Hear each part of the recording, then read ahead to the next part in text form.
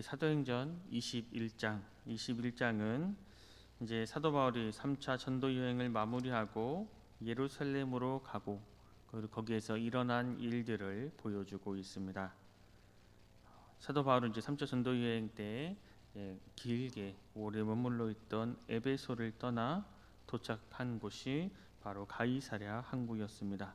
그리고 거기에서 예루살렘으로 향했습니다. 가이사랴에서 예루살렘까지는 약 100km 정도 떨어져 있었습니다. 3일을 꼬박 걸어야 도착할 수 있는 거리였습니다. 이 사도 바울이 예루살렘으로 향했던 것은 돈을 벌기 위함도 아니었고 관광하기 위함도 아니었습니다. 자기의 사명을, 자기의 사역들을 마무리하기 위함이었습니다. 그 길은 고난의 길이었습니다. 그래서 많은 사람들이 그것을 알고 바울이 예루살렘으로 향하는 것을 만류했습니다. 하지만 바울은 왜들 이렇게 울면서 내 마음을 아프게 합니까? 나는 주 예수의 이름을 위해서 예루살렘에서 결박을 당할 것뿐만 아니라 죽을 것까지도 각오하고 있습니다. 라고 답하며 예루살렘으로 향했습니다. 그리고 오늘 읽은 본문에서 이제 바울은 예루살렘에 도착합니다. 본문 17절 말씀을 제가 읽겠습니다. 예루살렘에 이르니 형제들이 우리를 기꺼이 영접하거늘. 바울이 예루살렘을 방문한 것은 그가 회심한 후 네 번째이면서 이번이 그의 생애 마지막 방문이 됩니다. 바울 일행이 예루살렘으로 갔을 때에 모든 예루살렘 교회 성도들이 맞아준 것은 아닙니다. 바로 형제들이 맞아주었다라고 말씀합니다. 이 사람들이 누구인지는 알 수 없습니다. 바울을 통해서 복음을 들은 사람들인지 이방인 신자들이었는지는 알 수 없지만 바울이 가는 곳마다 이런 형제들이 있었습니다. 바울은 사역하면서 제대로 대접을 받아본 적이 없습니다. 그가 가는 곳마다 반대자들을 만났고 그들 때문에 돌에 맞기도 하고 옥에 갇히기도 하고 또 그들을 피하기 위해 야반 도주를 하기도 했습니다. 그런데 그럴 때마다 그를 도와주었던 형제들이 있었습니다. 그리고 이제 바울 일행은 예루살렘의 교회 지도자들을 만납니다. 바울이 만난 지도자들 가운데 이름이 나와 있는 사람은 이제 그 18절에 보면 야고보 뿐입니다. 이 야고보는 예수님의 동생이자 사도행전 15장에서 제1차 예루살렘 공의회 의장이었던 사람입니다. 지금 바울과 야고보는 이제 사도행전 15장 예루살렘 공의회에서 만난 이후로 약 10년 만에 만나고 있습니다. 사도 바울이 야고보와 장로들에게 무슨 말을 했는지 이렇게 말씀합니다. 19절 말씀에 보면 바울이 무난하고 하나님이 자기의 사역으로 말미암아 이방 가운데서 하신 일을 낱낱이 말하니. 바울은 자기가 했던 그 사역들을 보고하면서 자신이 한 일이 아니라 바로 하나님께서 하신 일을 자세하게 설명했습니다. 바울의 사역 중에서 많은 일이 일어났습니다. 하나님의 말씀을 가르침으로 인해서 많은 사람들이 이제 돌이켜 그리스도인이 된 것은 물론이고 병자들이 바울의 손수건이나 앞치마를 가지고 가서 환부에 얹기만 해도 병이 나을 정도였습니다. 또 많은 마술사가 자신의 생계 수단이었던 책들을 불살라 버리는 놀라운 일도 일어났고 심지어 창에 걸터 앉아서 말씀을 듣던 유두고가 졸음을 이기지 못하고 3층에서 떨어져 죽은 일이 있었는데 그를 살리기까지 했습니다.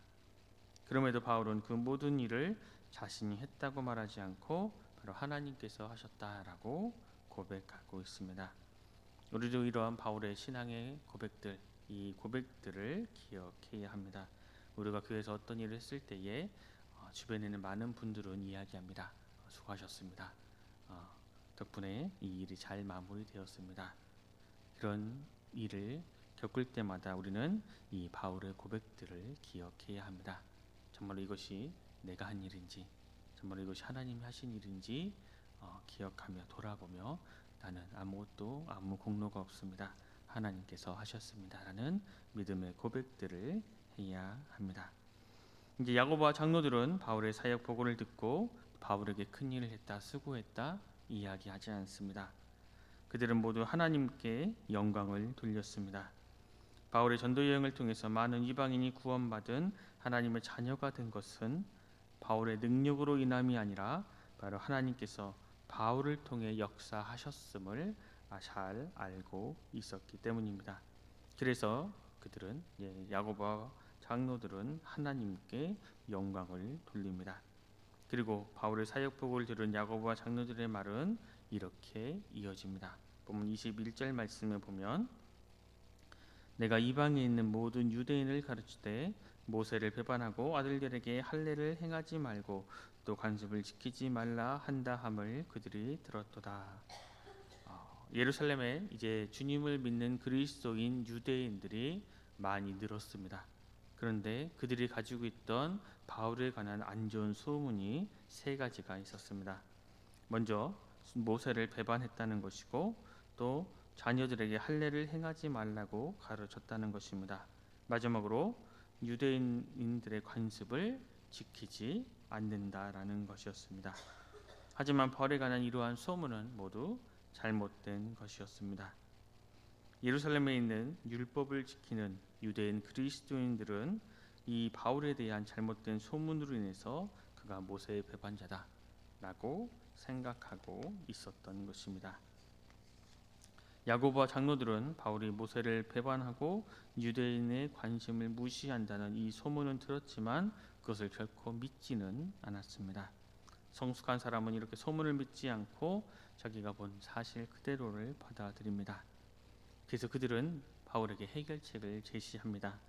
23절에서 26절 말씀에 보면 예루살렘 교회 교인 중에 서원한 사람이 4명이 있었습니다. 그들의 서원이 막 끝나게 되었다며 그들과 함께 결례를 행하고 그 비용을 대신 지불하는 것이 어떠냐라고 바울에게 제안합니다. 결례는 문자 그대로 정결하게 하는 예식입니다. 유대인들은 성전을 너무 오래 떠나 있으면 그 몸이 부정하게 된다라고 생각했습니다. 그래서 유월절이나 초막절과 같은 명절을 맞게 되면 그 몸을 정결하게 하려고 예루살렘으로 가려고 했습니다. 바울 역시 성전을 너무 오랫동안 떠나 있었기 때문에 여느 유대인들처럼 그 몸을 정결하게 하는 예식을 가져라라고 이야기한 것입니다. 그리고 먼저 서원한 4명은 바로 나시린의 서원을 했습니다. 나시린의 서원은 보통 30일 정도를 했는데 그 기간이 끝나면 이제 성전으로 와서 머리를 깎고 예물을 드렸습니다. 그 예물로는 번제물로 순양 1마리, 속죄 제물로 암양 1마리, 화목 제물로 순양 1마리 외에도 무교병과 과자 등을 드렸습니다. 근데 이것이 가난한 사람들에게는 결코 쉽지 않은 일이었습니다. 그래서 경제적으로 여유가 있는 사람들이 그 비용을 대신 감당하는 것을 굉장히 큰 미덕으로 여겼습니다. 그리고 그것을 바울에게 담당하라라는 것이었습니다. 그렇게 바울 스스로가 정결 예식을 하고 이 4명의 나시린에 서원한 이들의 그런 그 비용을 대신 감당함으로 유대인 그리스도인들이 바울을 모세의 배반자로 여기는 그러한 잘못된 소문, 그릇된 오해를 해소시킬 수 있을 것이라고 생각했기 때문입니다. 그래서 바울은 그 제안을 받아들이고 정결 예식을 행합니다. 그런데 어떻게 보면 오늘 본문의 바울의 모습은 굉장히 조금 치사하게 보일 수도 있습니다. 바울은 예루살렘에서 죽을 것도 각오하고 하나님의 은혜의 복을 증언하는 일을 마치려 하면은 나의 생명을 조금도 귀한 것으로 여기지 않는다 라고 이야기하고 고백하고 그 고백대로 지금 예루살렘에 갔는데 그 사람이 무슨 결례냐, 무슨 정결 예식을 하느냐라고 생각할 수 있습니다. 그래서 바울은 율법주의자들과 타협한 것이다, 또 바울은 변절했다 생각이 들 수도 있습니다. 그러나 바울은 고백하기를 나는 자유롭지만 더 많은 사람을 얻기 위해서 종이 되었습니다. 내가 율법 아래에 있지 않지만 율법 아래에 있는 사람처럼 된 것은 율법 아래에 있는 자들을 얻기 위함입니다 라고 고백합니다. 그래서 바울에 대해서 말하기를 그는 복음의 본질에 대해서는 강철과 같지만 비본질적인 것에 대해서는 갈대와 같다라고 이야기합니다. 복음의 본질에 관해서는 결코 물러섬이 없었지만 그 외의 것에 대해서는 바울은 자기의 고집을 피운 것이 아니라 다른 사람들의 형편과 사정을 따라 자기가 행하는 것입니다. 바울이 이와 같은 삶을 살 수 있었던 것은 그가 오직 하나님을 의지하고 하나님의 말씀에 순종하며 하나님을 자신의 힘으로 삼았고 그가 하나님의 선하심을, 하나님의 능력을, 하나님의 함께하심을 믿었기에 그 자신도 그러한 삶을 살아갈 수 있었던 것입니다. 그런데 이후의 내용에 보면 이제 근래 예식을 하러 성전에 들어간 바울은 그것을 행하고 그리스도인 유대인들에게 오해를 푼 것이 아니라 그 성전에서 유대인들에게 공격을 당하고 매를 맞고 로마인에게 체포당하고 맙니다. 자신의 정결함을 입증하기 위한 그 자리에서 한순간에 죄인으로 붙잡히고 말았습니다.